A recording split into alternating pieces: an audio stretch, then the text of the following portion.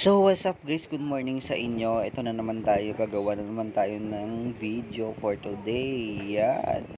So, napa-intro tayo ng pagkakape. Alam naman natin na mahilig tayo magkape sa umaga. Yan. At napaisip nga ako kaya i-content ko ngayon kasi wala tayong i-content. So, napaharap na lang ako sa video na to kasi alam kong wala tayong i-content ngayon. Pero sige lang, mag-video lang tayo na mag-video para sa ating pangarap magiging Pangulo ng Bansa.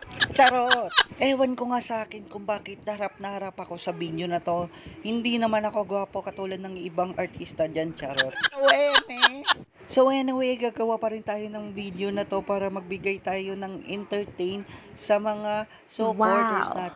Sabi nga nila ay mag-upload ka pa ng video at magsipag ka pa at hayaan mo yung mga taong nagbibigay sa iyo ng problema. Hayaan mo yung mga marites ay magsabi sa iyo kasi insecure na sila.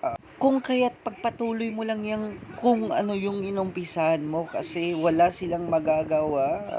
And back to the video tayo, naglilinis tayo ng basura natin baka may mga marites. Hayaan mo na yung mga taong nagbibigay sa iyo ng problema at nagbibigay ng stress sa iyo. Oo.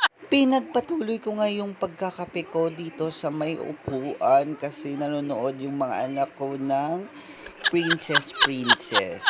Pero alam ko naman may nanonood dito na Rayna ng katsismisan, di ba? Oo. Mas maganda siguro kung isa pa ko sa iyo yung insecure na word.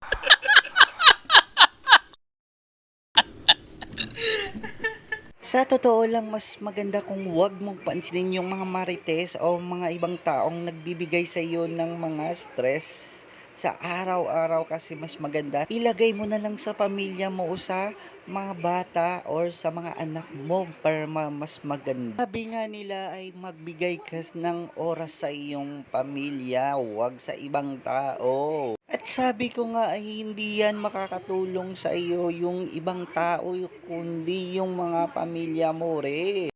Kung kaya't kung wala ka may ginagawa sa bahay nyo or sa oras mo ay ibigay mo na lang yun sa pamilya mo, wag sa ibang tao. So, we real talk tayo, ikaw na nga nagtulong, ikaw pa yung mali. Boy, 150, you always on my mind. Something in a tell, something in a tell me living my, it's only time my mind. So, nagtangka nga ako guys kasi yung electric pan namin ay na umaandar pa naman. Bakit walang hangin na lumalabas? Kung gusto niya siguro ako na lang ayong iikot.